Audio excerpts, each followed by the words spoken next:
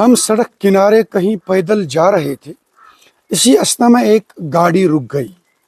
دیکھا تو علاقے کے ایک نامور آفیسر ہیں اور ہمیں گاڑی میں بیٹھنے کی دعوت دی۔ ان کے بغل میں ہم آگے والی سیٹ پر شکریہ کے ساتھ بیٹھ گئے۔ اتنے میں ان کے فون کی گھنٹی بج گئی۔ فون ریسیو کرتے ہی وہ فون پر موجود کسی شخص پر برس پڑے اور کچھ اس طرح کے الفاظ بڑے تند لہجے میں کہے۔ کیا چھو بچھس ڈیوٹی درامت سمجھ چھو نہ یوان کچ پھر ونمو میں گژھِ نہ ڈیوٹی دوران فون کرن۔ اس کے بعد خود ہی فون رکھ دیا۔ اس آکورڈ صورتحال کو زائل کرنے کے لیے انہوں نے از خود ہمیں ایک ایکسپلینیشن دے دی۔ یہ ناگزیر تھا اور کہا کیا ونو یم زنان چھ خشکیت تلان بہ واتہا نا گھر۔ اس پر ہم نے سکوت ہی اختیار کی، جس کو توڑتے ہوئے انہوں نے اب مجھے بڑے دل نشین انداز میں پوچھا کیا حال چال چھ بے بوزنے تو کیسا۔ ہمیں 1 کلومیٹر کی دوری پر اترنا تھا، جس کے لیے اب ہم نے بہت جلدی چاہی۔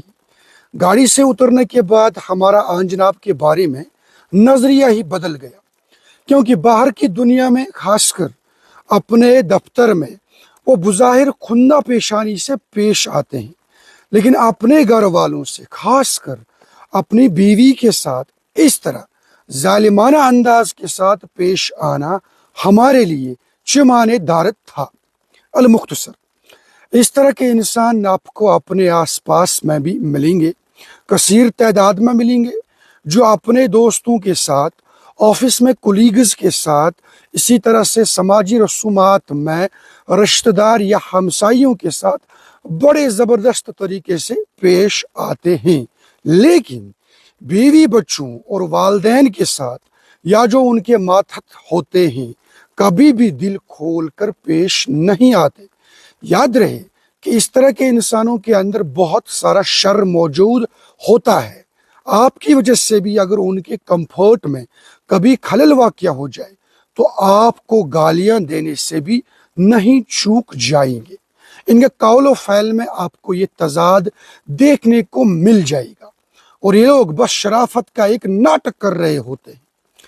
اچھا، اس سلسلے میں مجھے ایک حدیث رسول صلی اللہ علیہ وسلم بھی یاد آ گئی، جس میں کہا گیا کہ تم میں سے بہترین شخص وہ ہے، یعنی کہ یہ بہتری کا ایک معیار ہے، جو اپنے عیال کے لیے اچھا ہوگا۔ مزید بتا دیا گیا کہ عیال پر خرچ کرنا بھی ایک صدقہ ہے۔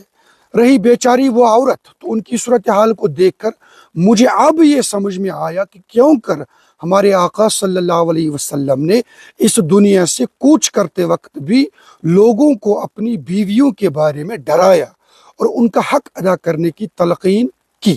اچھا، میں نے ایسے بھی لوگ دیکھے ہیں جن کے بارے میں ان کا عیال ترستا ہوتا ہے کہ کب وہ گھر آئیں اور ہم ان سے باتیں کریں، لیکن وہ لوگ خواہ میں مارکیٹ کے اندر گپے لگا رہے ہوتے ہیں یا کوئی نہ کوئی اور بہانہ بنا کر اپنے عیال سے وقت چراتے ہیں۔